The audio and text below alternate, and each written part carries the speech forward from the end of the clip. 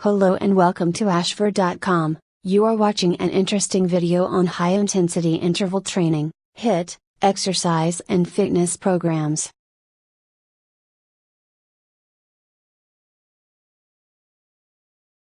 How much time do you spend doing cardio? Do you make sure to get your 30 minutes in on the treadmill, elliptical, or exercise bike each day? Most people who do this eventually hit a plateau. Let me explain why. There are several issues I have with prescribing traditional cardio to my clients. First off, let me be clear, in no way am I saying that inactivity is better than activity. In general, it's much healthier to plan active habits into your day as opposed to inactive habits. However, not all forms of activity are created equal. I'm a fan of both ends of the intensity spectrum, but not the middle. In other words, I urge people to walk as much as possible and even sprint once in a while if they can, but I never recommend jogging for the sake of burning calories. Why is that, you ask? The answer: jogging, as well as other forms of activity in the middle of the intensity spectrum, can be quite catabolic. Catabolism, or the breakdown of tissue, can be a fantastic thing if the tissue being broken down is fat. However, when muscle is getting broken down as well, as is the case with most mid-intensity activities, catabolism isn't so great. Muscle tissue is a sign of youth. It burns roughly 4 times as many calories as fat when at rest, and it improves your ability to process carbohydrates. To summarize, you want to keep as much muscle mass as you can.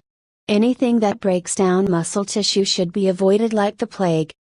Thus, a wise fitness enthusiast should stick to low-intensity activities that are too easy to be catabolic, or high-intensity activities that are hard enough that they are anabolic. That is, they stimulate the growth of tissue, muscle in this case.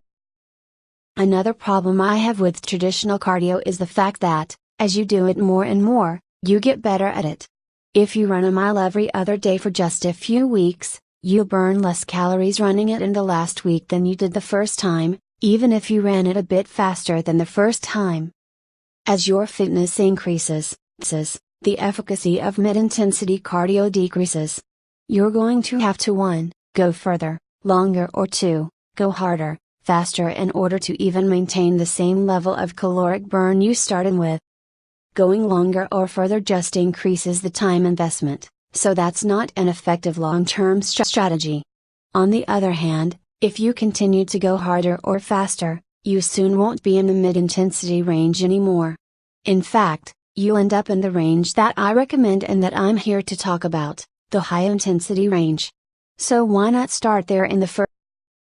High-intensity interval training, HIIT, is technically a type of cardio since it successfully gives the heart a great workout, but it is much more challenging than traditional, mid-intensity cardio. HIIT involves performing an activity, running for example, at a near maximal pace for a predetermined amount of time, and then resting by running at a slower pace. Sprinting for 10 seconds and resting the remainder of the minute is a good example of this. Multiple activities lend themselves well to HIIT, but some are much more challenging than others. If on an exercise bike, 10 seconds of maximum effort could be alternated with 15-20 seconds of easy pedaling, while running as fast as possible for 10 seconds would require a much longer rest than 20 seconds, assuming you're planning to repeat the cycle again. In general, HIIT workouts should be intense enough that 20 minutes would be nearly impossible to complete. An effective HIIT workout can be completed in 10 minutes, with 10-15 minutes being a good range to shoot for. Although 10-15 minutes doesn't seem like much, you'll burn far more calories in that time than you would with 30-45 minutes of traditional cardio. Faster results in less time. It's a win-win. The only downside: you have to work harder. But believe me, it's for those of you who want to decrease your cardio time by 50% or more while getting better results. Here are some examples of high-intensity interval training workouts. Try them out, but feel free to tweak the work-rest ratio to suit your current fitness level. Running on a treadmill. 15 seconds as fast as you can, 30 seconds light jog or walk. Repeat for 8-10 rounds. Running on a track. 10 seconds sprint, 50 seconds walk or jog. Repeat for 8-10 rounds. I find it's easier to get to and maintain top speed on a track as opposed to a treadmill, which will be harder and require shorter work period and longer rest period. Rowing machine, exercise bike. 20 seconds as hard as you can, 30 seconds light and easy. Repeat for 10-12 rounds. Give some of these example workouts a try, and you'll soon see that total time spent working out isn't nearly as important as the effort you put in. Thank you for watching this interesting video, hope you enjoyed it.